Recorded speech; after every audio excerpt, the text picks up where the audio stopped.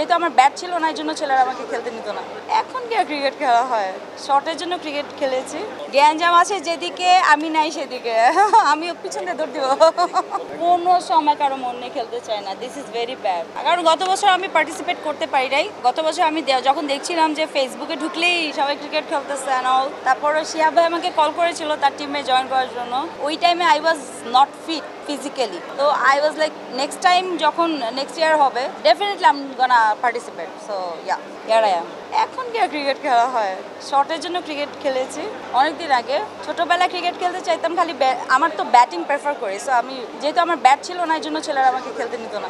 না ওরকম না, ওই যে খেলতে নিত না এটাই তো দুঃখের স্মৃতি, মজার স্মৃতি নাই। এখনো যদি দুঃখজনক হবে যদি এখনো যদি আমাকে ব্যাটিংয়ে না দেয়, কোনোভাবে যদি ব্যাট করতে না দেয়, তাহলে গ্যাঞ্জাম আছে যেদিকে আমি নাই সেদিকে আমি পিছনে দৌড় দিব।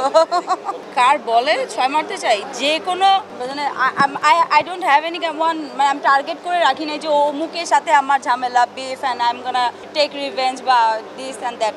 I just want to play good, মানে আমি যেই ফর্মে খেলি, ইভেন আমি যদি ফিল্ডিংও করি, মানে ফিল্ডে লাইক অন্যান্য জায়গায় অন্য ফর্মেও থাকে, আমি ডেফিনেটলি আমি ওই জায়গাটাতেও প্রপারলি খেলতে চাই।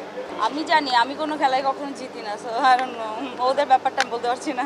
আমার পছন্দের খেলা হচ্ছে ক্রিকেট ডেফিনেটলি, বা দেখতে পছন্দ করি ক্রিকেট 2020 ডেফিনেটলি, কারণ ওটা অল্প সময় শেষ হয়ে যায়।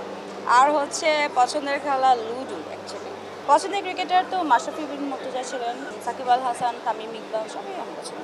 কোনো সময় কারো মন নিয়ে খেলতে চাই না, দিস ইজ ভেরি ব্যাড। কারণ আমি যদি কারো মন নিয়ে খেলি, কখনো কখনো কেউ আমার মন নিয়ে খেলবে। সো এটা তো আসলে এখন বলতে পারছি না, এটা দেখা যাবে, মানে এটা মাঠে কথা হবে। I am very much hopeful, but এখন কিছু বলবো না, কারণ এত বড় বড় কথা বলে দেখা গেলো ফুস হয়ে গেলাম, তারপর আমাকে নিয়ে ট্রোল করা হলো। I am not gonna do that. একটা মারতে পারলি আলহামদুলিল্লাহ।